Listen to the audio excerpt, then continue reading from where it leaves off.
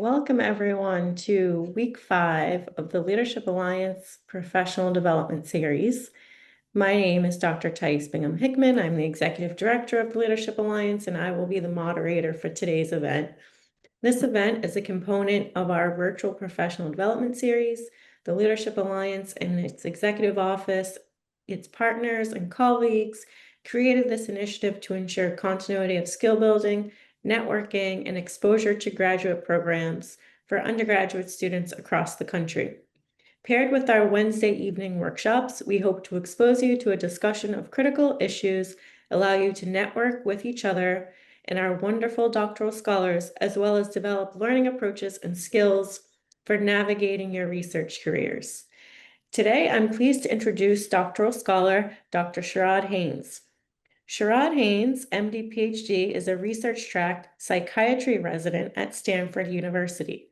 Currently in his third year of training, he earned his undergraduate degree in neuroscience from Carleton College and completed his MD and PhD in neuroscience through the combined program at Georgetown University and Emory University.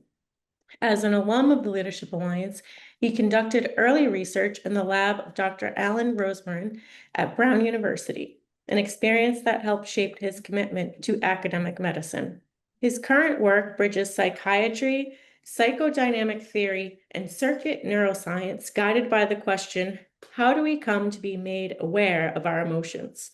He is particularly interested in neural mechanisms underlying affective awareness and how insights from neuroscience can enrich our understanding and therapeutic approaches for severe mental illness. So welcome, Dr. Haynes, and thank you so much for joining us. Thank you. Thank you. Yes. Happy to be here. We have a number of questions about your journey, pursuing that MD, PhD, and also your research interest in psychiatry. So can you talk a little bit about why you decided to pursue the MD, PhD route instead of just the PhD? Yeah, no, definitely. I certainly remember sitting sort of in the chairs of many other folks who were watching us on Zoom, really trying to understand what's the next step. For me, I was first generation college student, so really had no awareness, didn't know a scientist or a physician. Um, None in the family, really none that I really kind of knew in the community outside of, my own primary care doctor here and there. And so in college, it was really the short story is that I didn't know. It was kind of each step I took, more doors open, and I had more sort of awareness of what the possibilities were. But the sort of longer story is I knew from early on that I was interested in the brain. Now, I didn't know whether that could be, at some point, I thought I would be a philosopher, which I didn't know what that meant, a social worker, psychologist. And then in college, I was sort of exposed through really kind of the introductory psychology classes on the different types of psychology. And I remember feeling really struck by the segment on the biological basis of emotions. And I thought, oh, wow, that's really interesting. All of these things that we see on TV that I've experienced, uh, both in my life, the lives of others, that there is a biological explanation for some of these things. And that was just a kernel of an idea. And I think that was sophomore year of college.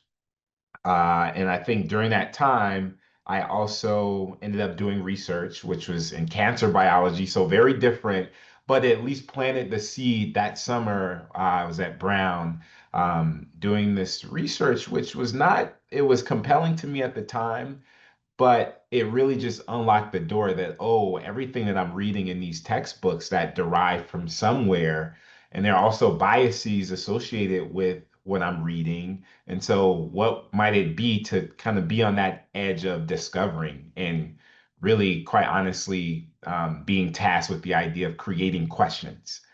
And so that idea still stuck, but at the same time, I also was thinking, okay, if I'm going to do something in science, being a doctor is what I know. That's kind of the aspirational path. And so fast forward, I'm kind of speeding through different things, which I'm happy to come back to later. But when I was in the position of applying, I primarily applied to medical school. I had 2 years of two summers of research, and that was really to check the box. And I remember at some interviews, someone noted, I remember it was at one of the interviews I had, someone noted, you seem very passionate when you talk about your research experience.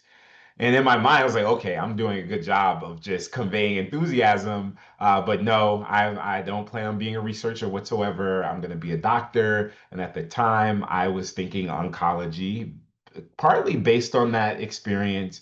And psychiatry was not actually something top of mind. It was either oncology or, something else, maybe surgery. And then as I progressed throughout medical school, again, this was an MD pathway at Georgetown in my first 2 years. I just remember feeling like this feels dull and not in the way that other people are talking about. Once you're in, it's so much excitement to get in. And once you're in, it's just a lot of work, a lot of memorization. But I said, this feels a little bit different, but let's just wait until third year when I'm doing clinical work to really get hands-on experience because I'm just memorizing facts. So that's not what a doctor really is. And so then third year comes around, I'm doing the clinical rotations, internal medicine, pediatrics, OBGYN, all of the different required specialties. And toward, I would say three-fourths of the way in, I still felt this feeling of this it's like I'm mastering the concepts and the skills, and I enjoy being with patients, but something feels like it's missing. This does not feel sustainable. And I actually went into the dean's office and I told her that. And I remember feeling so nervous because it's like, oh, I feel like I did something wrong. This is the path. All of my friends, classmates were excited. They found the thing that they love, pediatrics or surgery. And for me, that just did not ring true. And she sat me down. I was panicked. And she said, okay, yes, there's a window. You need to make a decision. But how about this? And we had some flexibility in the curriculum. And so she basically said, here, take 2 weeks. It may have been a month, but take 2 weeks and just figure it out. Go sample, go to different rotations, go revisit some rotations. Figure it out, what really speaks to you, and then come back to me. And so I was at Georgetown at the time, which is right down the street from NIH. And so I thought, I've already sampled what's at Georgetown, and I set up a meeting at NIH, which is right down the street. And it was in the division of neurosciences, but it was clinical neurosciences. But in that division, with it being NIH, all of the specialties, so neurology, psychiatry, neurosurgery, they all were doing research as well as a clinic. And so I spent time, and after the first day, something clicked. And I met Dr. Kareem Zaghloul, who became mentor, very formative. And he was a neurosurgeon, but he was doing psychiatric neurosurgery. So doing implanting brain stimulators for people who are having eating disorders or alcohol use disorder. And I thought, oh wow, not only is he making a difference in the lives of these patients in a very practical way, but the research that he's generating from this is cutting edge, it's novel, it's really inspiring. And for me, in that moment, I didn't know how, but I knew, wow, research and discovery with the clinical part is part of what will make medicine sustainable for me. And then I would say after about a week and a half, I thought, this is it. I'm going to apply for a PhD now in neuroscience, and I want to do something very similar to what Dr. Zaghloul is doing.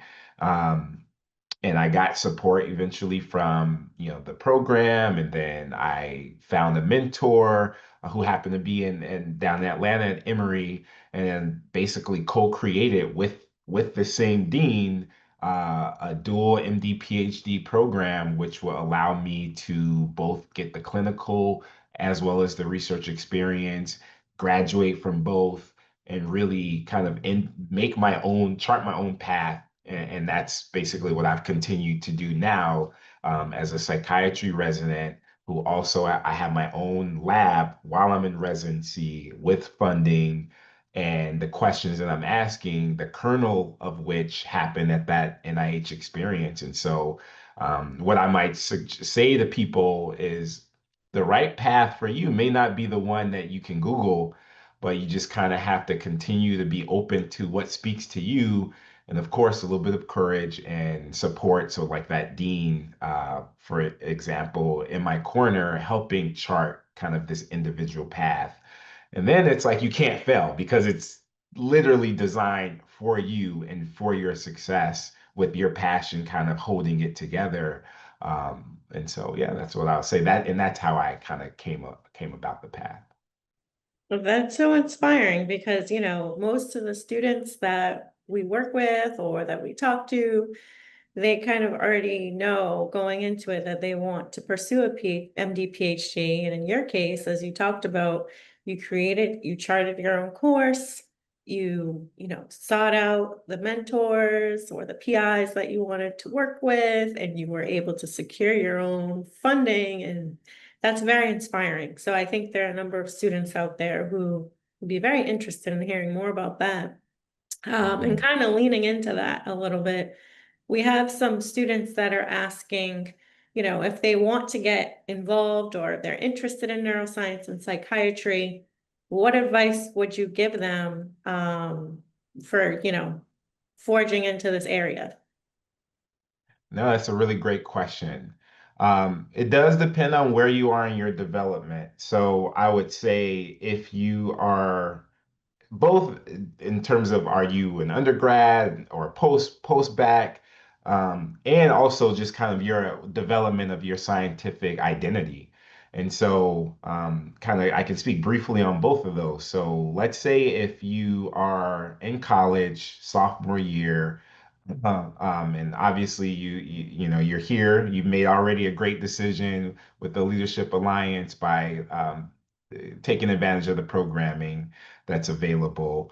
But say you don't fully know, like scientifically, your identity wise, you're open. That's a great position to be in because you really, what I might say is to make yourself widely available. And that could mean everything from starting from cleaning kind of lab like dishware and getting in that way, helping with even some tasks that feel like more of a menial task, but things like if you are interested in rodent work, there's always a need for some of the animal husbandry component of a lot of these behavioral experiments. Similar with if you're working with cells, so making yourself available and being open to what speaks to you scientifically. The other side of it is say you really know what you want. Maybe you know that you want to work in cancer research, and it's really about how do I find the mentors that might support me in that. One thing that I didn't really realize, a resource that's available through NIH, it's called NIH Reporter.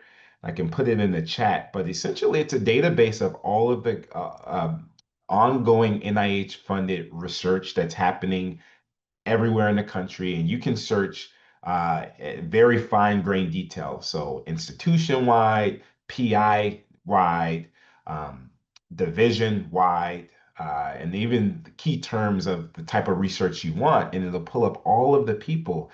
And then all of these individuals, it also gives you where they are in their funding award, which it may not feel like that's something you need to know at this stage, but it's really critical because one of the things that makes the difference between whether, at least that I'm finding, whether you'll be successful in science is you also kind of have to be aware that there's a business component to everything that these PIs are doing.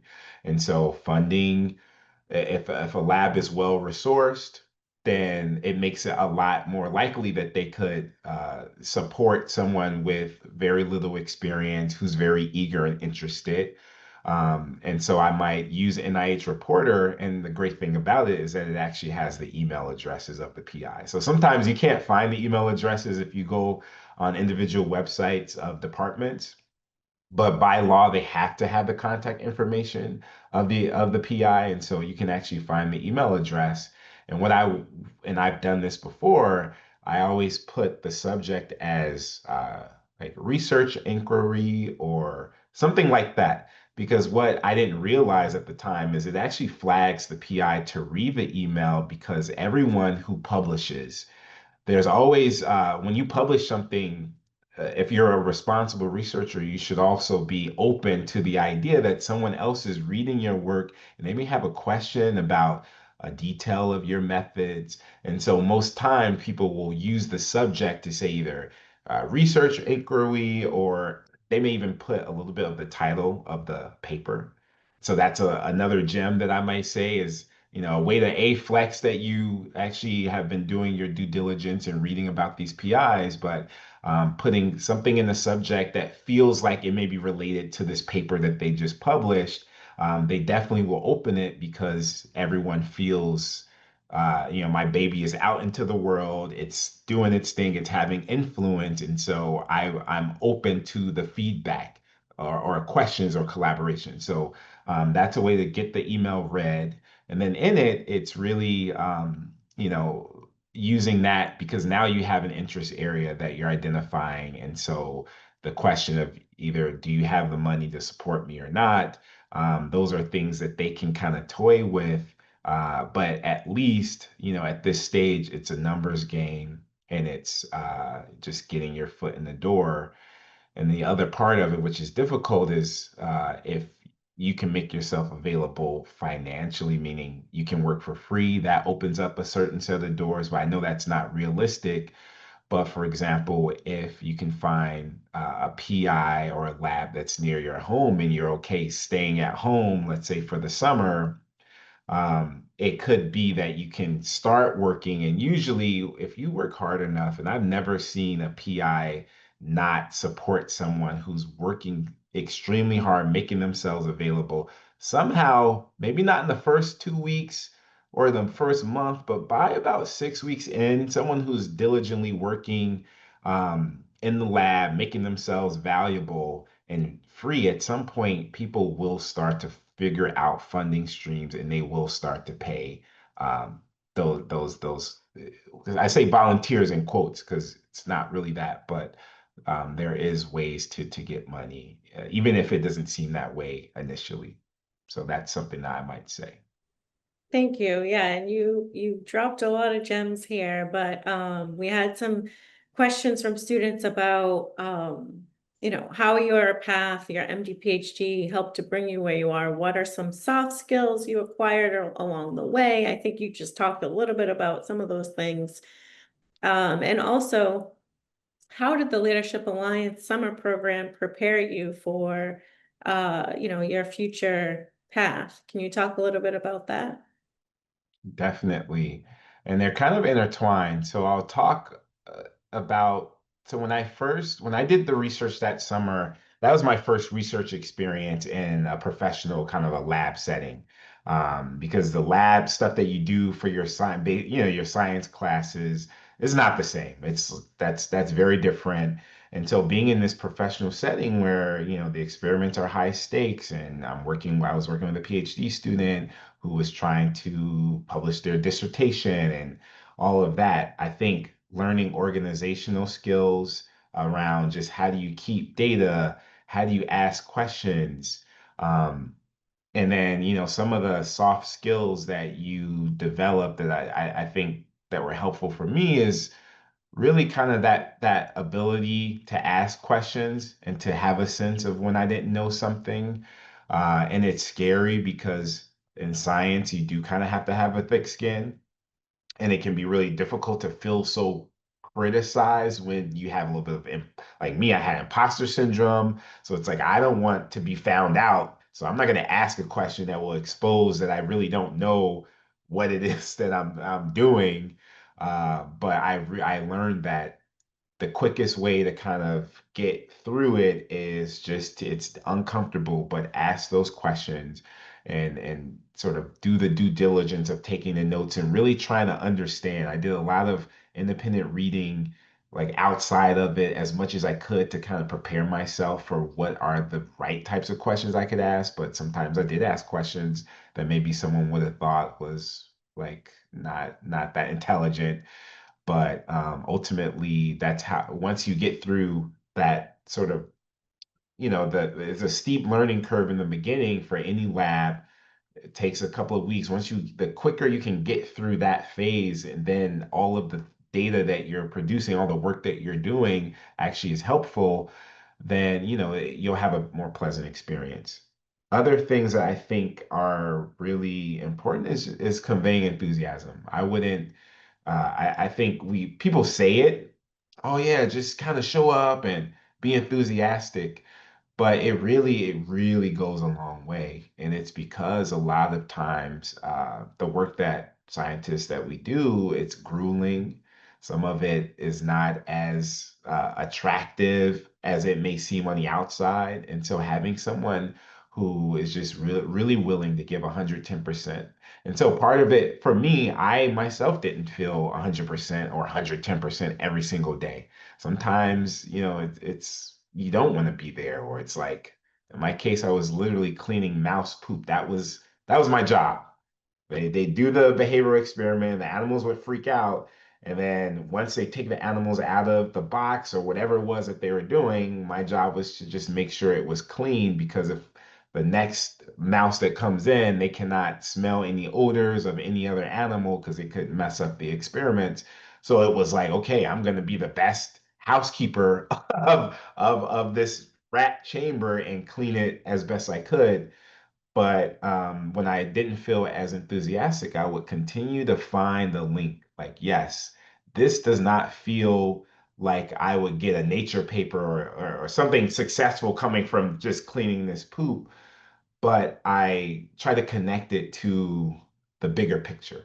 Like the bigger picture of this experiment is X, Y, and Z. And so I try to connect more with the mission of what we were doing than the actual individual task. And then that would generate enough excitement for me to move on. And the other thing is naturally is like there is a hierarchy. So, today you're cleaning poop, then you can move on to actually handling the mice, like the specimen. And then you move on to doing some of the more elegant experiments. And so it's also the motivation that, okay, this is not my job forever. I will move on and things will get more exciting. And so I would say that. The last thing that I would say that's really, really important is your ability to write. I think that that's probably the single most skill that a person could work on at no matter what stage of kind of your career, and it will continue to pay dividends. Because when you apply to med school, especially now, things are so competitive where it's not even really about the MCAT or the grades, for example, or if you're applying only straight PhD or if you're doing combined, it's really your narrative. What is the story that you're telling that will make the admission committee want to invest in you for 8 to 10 years, and your ability, and the first way that they have access to you to even invite you, before the interview, is just your written representation. And so taking the time to read and fiction, nonfiction, of course, scientific research as well, but becoming very, very comfortable finding a voice. That is the single most important thing. Because at my stage now, it's about writing grants. If I cannot write a successful grant to convince people to give me hundreds of thousands of dollars, then I have no career in research. And so, not to make it sound scary, but it's just that is the reality, and also you can work on it and to really try to find where that feels fun, because that's also an indicator of whether this is for you or not. I would agree with that as someone who, when I was in graduate school said, I'm never going into academia because I don't want to write grants. And now I'm find myself writing grants.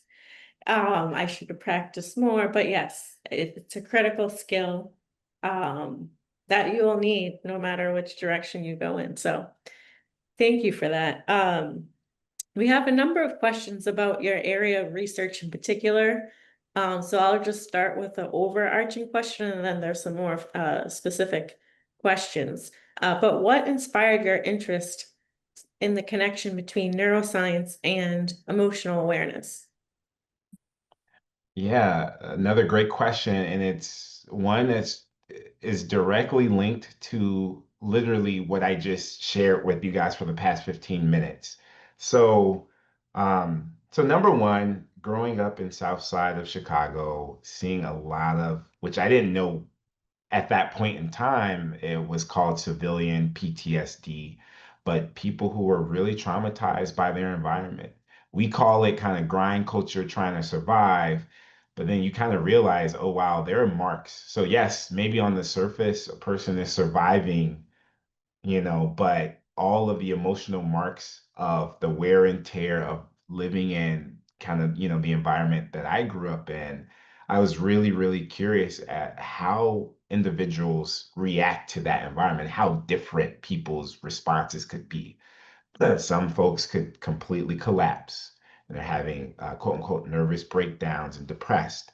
Others you cannot tell whatsoever, and they channel that energy into athletics, academics, and it's not until later that maybe, they'll tell their story and it's like, oh, wow, I had no idea you went through all of that. So that was a deep curiosity, and that was the convergence of me just being a Black man going through academia, finding that, oh wow, they're like intellectually, academically, those are topics that exist in the atmosphere, but then they're mostly written by people who don't look like me and who haven't had actually any of my life experience. And so you kind of read as from those individuals and those ideas, and you say, they kind of have that part right, but that part doesn't feel like it resonates. And so it deepened my curiosity. But again, this was early stages. So I wasn't as matured in my thinking, but the feeling was there. And then when going back to that story of me not knowing what I wanted to do and the whole NIH thing and feeling like, okay, I think I want to do a PhD. And as I told you, I had only done the summer at that up until that point of research. And so no way to apply it to a PhD program after just a summer of research. And so I did exactly what I told you all. I went to NIH Reporter. I said, okay, I'm interested in kind of depression, stress, PTSD. And I knew back then that I wanted something having to do with neural circuits and not just like cell culture and that kind of thing. And literally only four people popped up.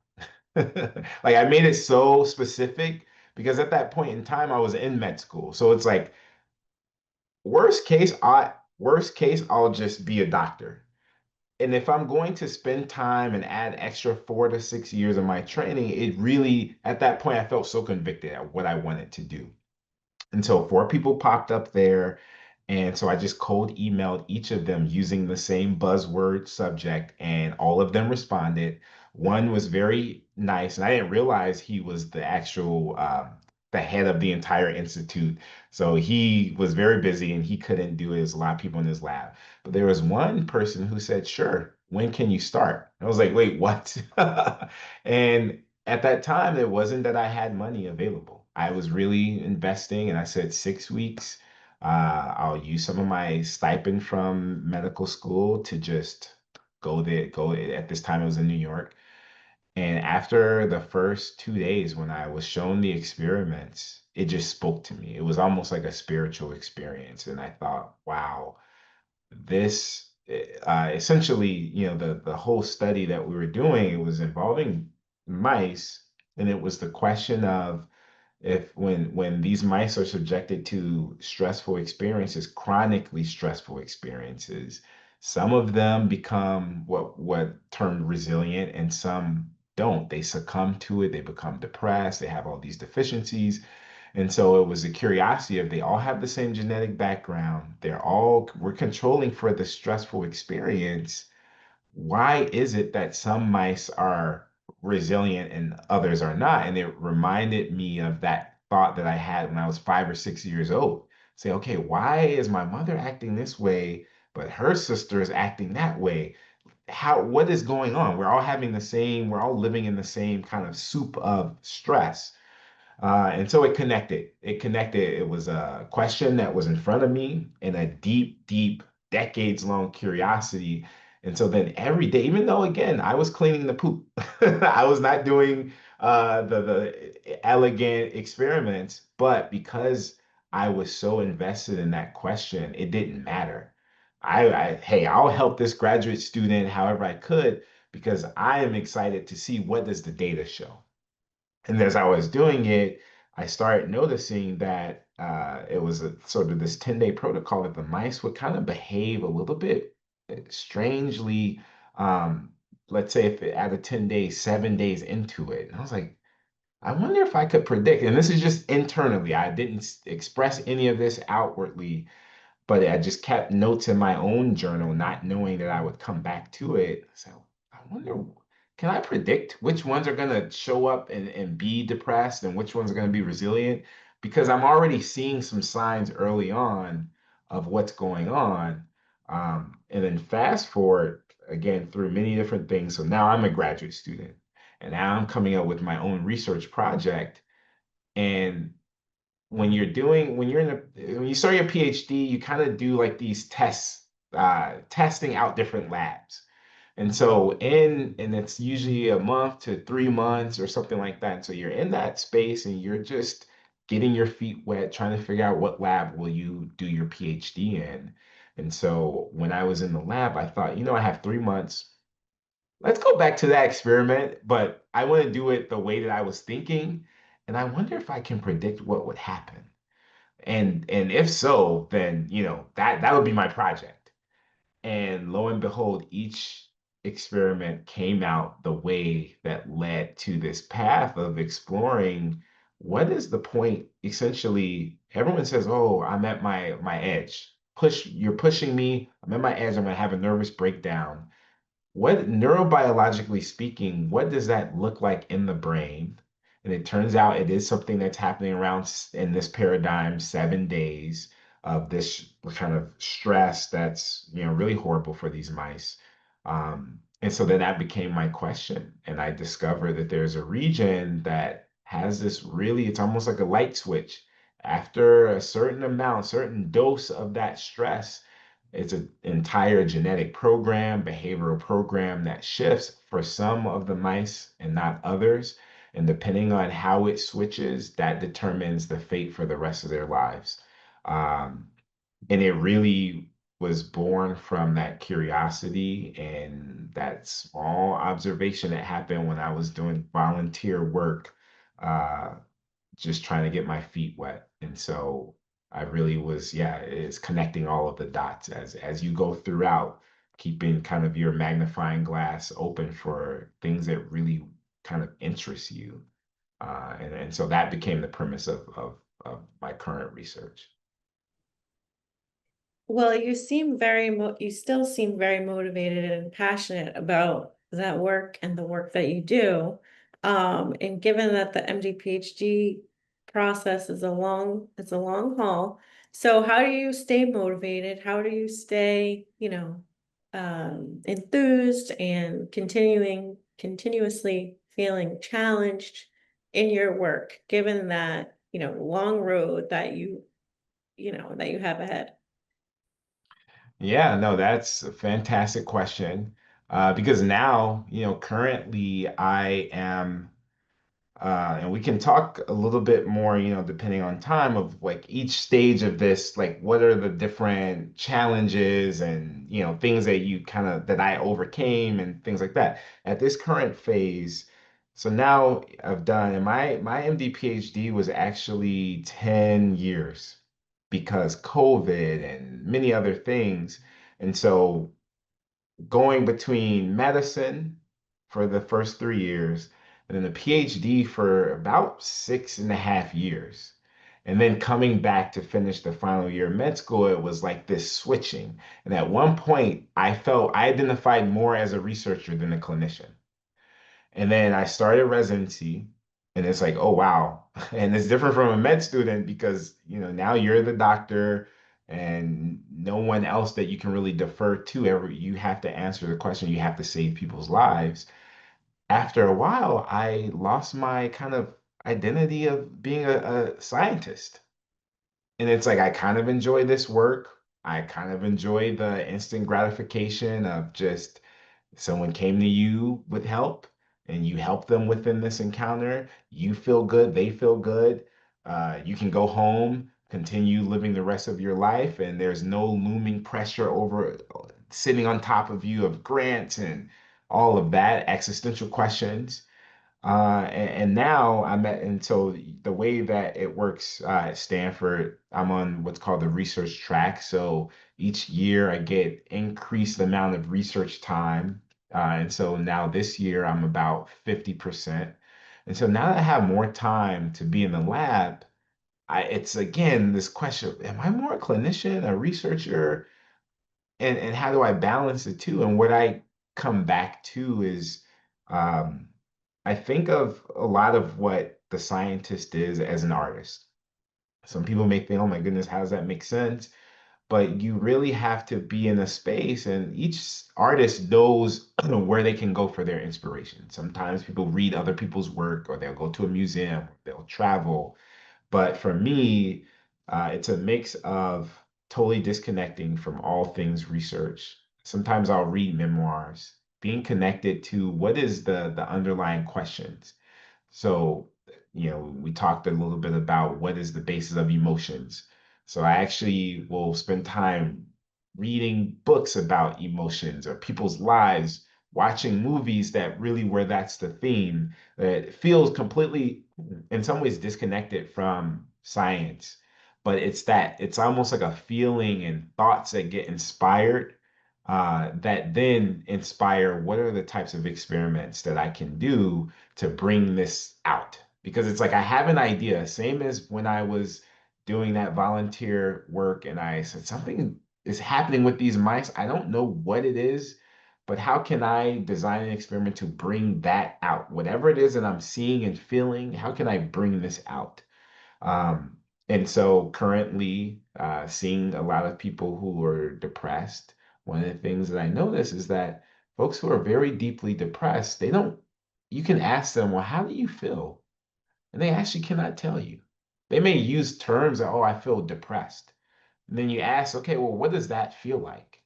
And you realize it's a term called alexithymia, but it's the idea that how am I feeling, which is not what I'm thinking, how am I feeling when I'm in the room with this person who's deeply depressed objectively?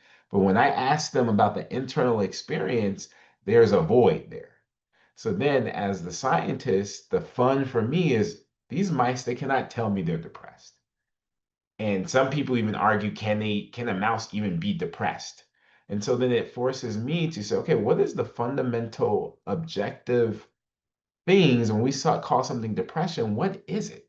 So in this case, whittle it down to very simple things. Oh, it's decreased social motivation. It's inability to care for oneself, to engage in grooming and hygiene. It's if given things that are typically enjoyable that a person would consume, their denial or refusal to do that.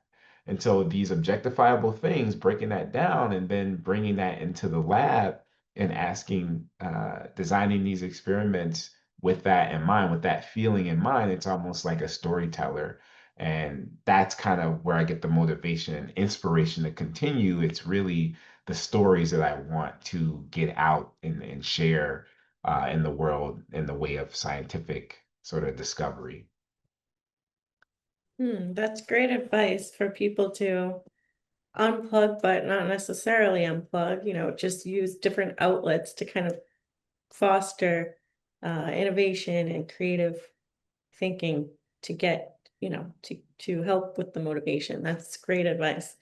So we had some questions about technology as it relates to your work on emotion. So a student asks, where do you see a future, or do you see a future where neural interfaces or brain computer technologies or AI might be used to help modulate emotional states in psychiatric treatment? It's a really great question, and that I'm glad you asked because that's one thing that I didn't touch on at all in any of this story. But when I talked about the neurosurgeon who was doing the psychiatric research, he was implanting deep brain stimulators into the brains of these individuals. and tapping into the reward circuits. In this case, let's say with someone who has struggling with alcohol use, they would put a drink in front of them and look at real time their brain activity light up and then figure out, okay, how do we dampen that down?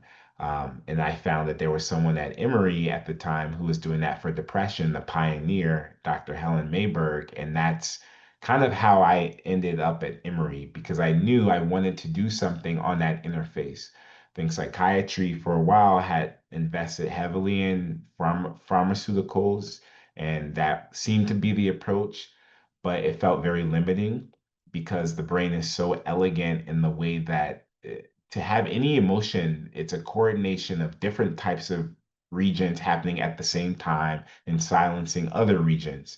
And so that requires technology and innovation. So to answer the question, my work involves a lot of to manipulate these neurons. It is a very sort of cutting edge approach that I use. So no pharmacology really, and it involves lasers. It involves tagging specific neurons, activating them with millisecond precision, turning other parts off, and then imaging the brain in real time as the animal in this case is developing or going into plunging into the depths of depression. I'm capturing the brain in real time as it's happening. And so those types of things, which we're now, being in Silicon Valley also offers that point of view of, wow, people are using the research that myself and others are doing, and they're actually using that as inspiration for these brain computer interface devices. And I did for briefly, I worked in a lab where we were implanting humans with these devices for depression on the basis of my research. And one thing that came was clear to me is that we have this notion that, oh my goodness, no one would want to do that. But imagine people who are suffering so severely, they actually people we had to turn so many people down. So many people wanted to have these devices implanted, and I think that is going to be the future because we have readiness and willingness. And right now, there's a couple of clinical trials that are underway, and if they go well, then it's everyone's thinking it's a surefire way for FDA to approve use for these and make it more widespread. I think the question of AI comes in is because, and it's a scary thing, but if you use ChatGPT, you actually are engaging in neuromodulation, which is a fancy term for basically what we're doing when we implant with stimulators and we're identifying what parts are active and silencing and turning things on to affect a specific outcome. So ChatGPT, essentially, as we are pouring into it and it's learning nuances of us and we're asking questions of it, it's kind of this give and take, which sets our minds up, not our brains too, but your mind up for the idea that this thing that's outside of me, my person knows more than I have access to at any given point in time. And so once just psychologically that is set up that, oh, I can trust something actually that's outside of me more than I can actually trust what's inside of me, then you are giving essentially your agency up to something external. And that's basically the definition of kind of the brain computer interface technologies. And I think that in the sort of the spirit of efficiency and accuracy, I think in crowdsourcing information, we're willingly doing this. And I think that we'll have to be careful. I think there are a lot of good things that can come from it, but I do think as a psychiatrist, neuroscientist, that's where we're going.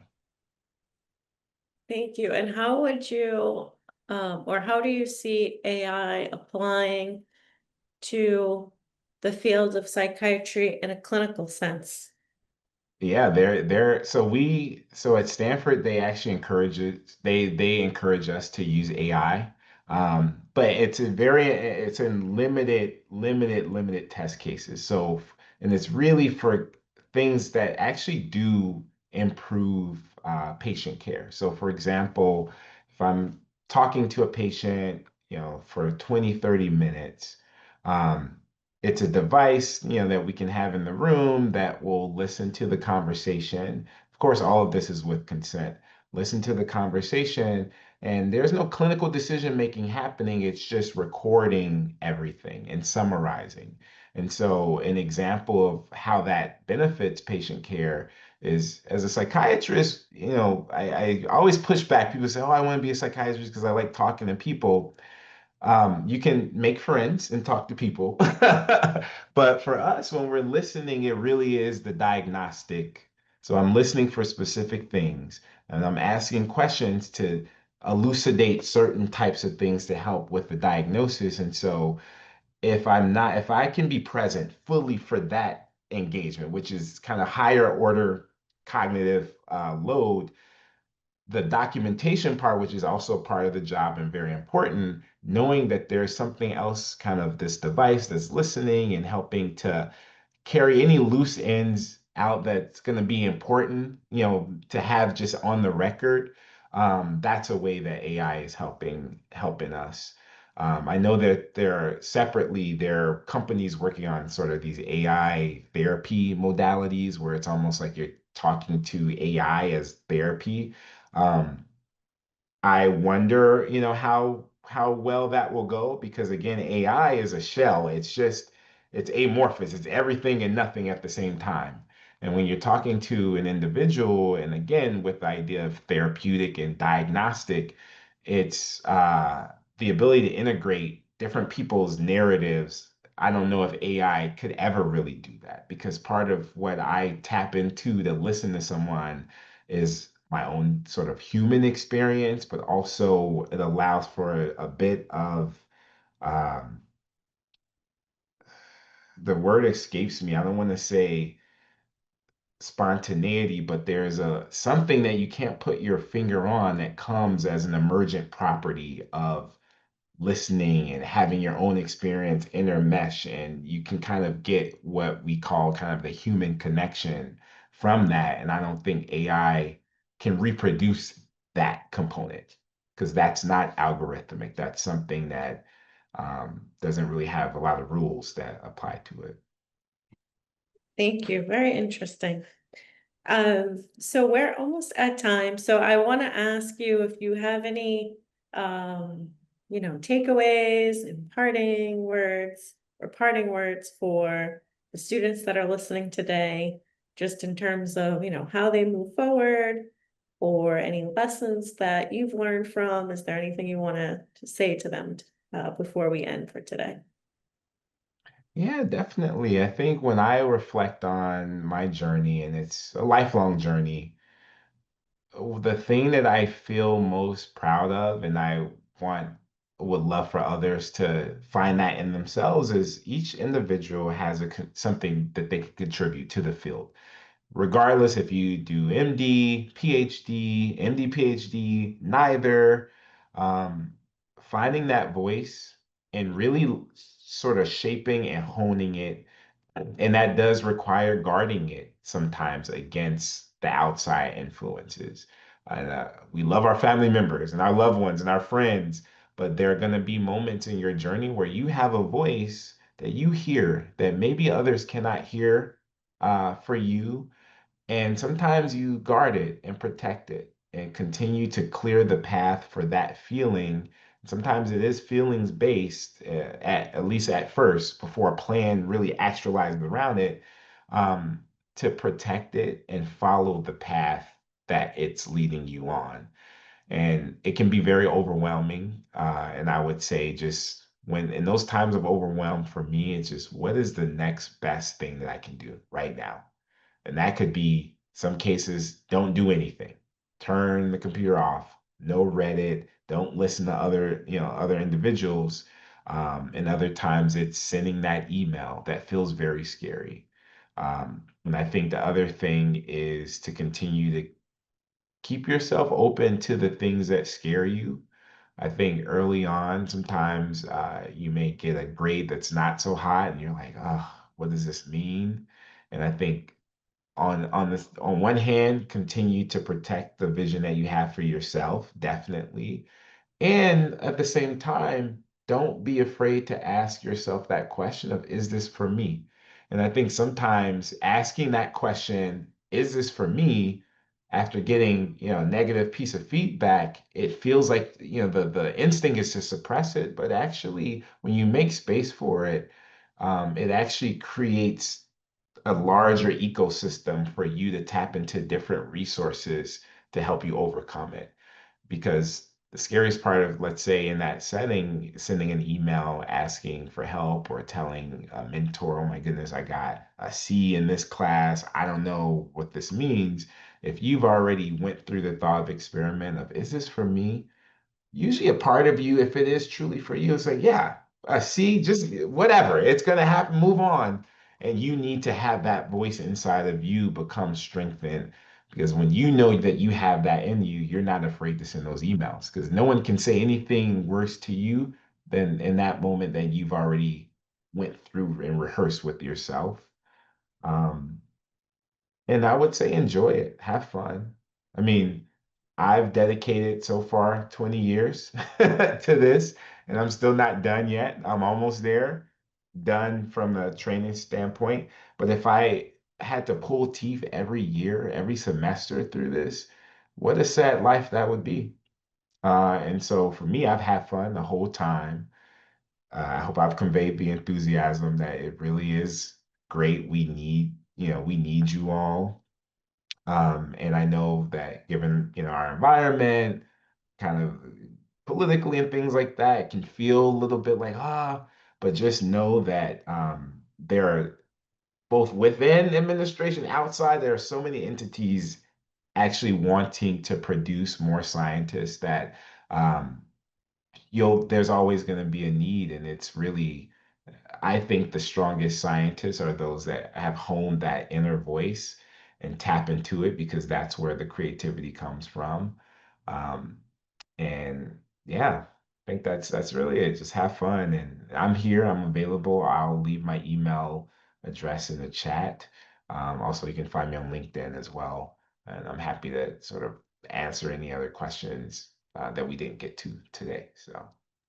Thank you, Dr. Haynes. We do have one more that came in the Q&A. And you talked about a little bit, facing your fears. So this student wants to know, in what ways did you overcome it? And what tips would you give to someone struggling with imposter syndrome, I guess? I had imposter syndrome. I think I've alluded to a few of them. I think in undergrad, I felt, oh wow, I really struggled early on getting the hang of just like the pace at which thing information is going. And so early on, I didn't do as well in the kind of traditional pre-med courses. And I thought, oh wow, maybe I'm a goner. And then it wasn't until, and so and it was in the back of my mind, like even when things felt like they were going better, it felt like, oh no, I'm waiting for the other shoe to drop. I'm not good enough. My background, south side of Chicago. And then I took a class. It was a neuroscience course. It was like 400 level, which is, um, you know, basically graduate level. And I thought, oh my goodness, I'm signing up to, I'm gonna fall flat on my face because I'm not doing well in the 100 and 200 level. So 400 level, this is gonna be like really intense.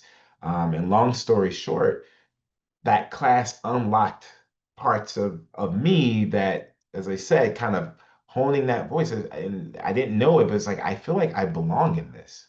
I feel like I belong here. Something about the brain. This is resonating. And I ended up getting. It was definitely an A, probably even like kind of A plus.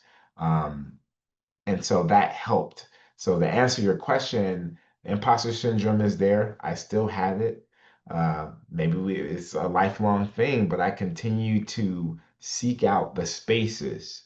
And that could be a person, it could be a literally geographical place, whatever, a place in your mind where you really are the author of sort of that place, and you can really feel the joy that you can generate from it and continue to visit it. I know it sounds kind of, I don't know, I'm a psychiatrist, so I'm gonna say these types of things, but find the people and find the places that really remind you of the goodness that you are. And that it's a muscle. I think of it as a muscle. So while imposter syndrome is on one side, weighing you down, you have to develop that internal space that you are enough. And that's going to be sourced through all of these things that we've been talking about.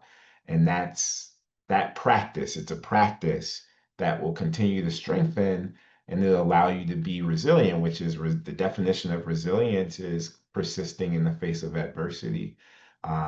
And that is a skill. And I think that's something that people don't talk about, but people have their own individual therapists, they have their own life coaches, and these are people who are very successful and they have these spaces that they go to, whether it's weekly or monthly, retreats, whatever.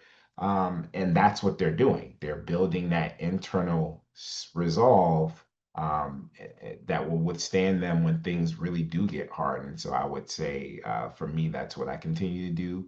And I would certainly say for you all to discover what that is and what that might look like, whether it's a group of friends that you're studying with, whether it actually is therapy or something, of that sort, but continuing to develop those spaces because you'll need it for the rest of your life. So, Thank you so much for all of that, for your sharing your journey, for the wisdom and the advice. We did have another student that asked for suggestions on your favorite neuroscience books, maybe some books on how to build resilience. So if you want to share that with Dr. Indorf, we'll be happy to get that out to the students. And again, just Dr. Haynes, thank you for your time. We appreciate you. And we look forward to staying connected with you. Your work is very inspiring and interesting, and good luck on the rest of your journey. yes, thank you so much. This has been a delight. And definitely, as I said, feel free to reach out. Part of the family. I totally know where many of you are. I've been in your seat, so happy to help. Thanks so much. Great, thank you. And to our students, we'll see you again on Wednesday night. Thank you and take care.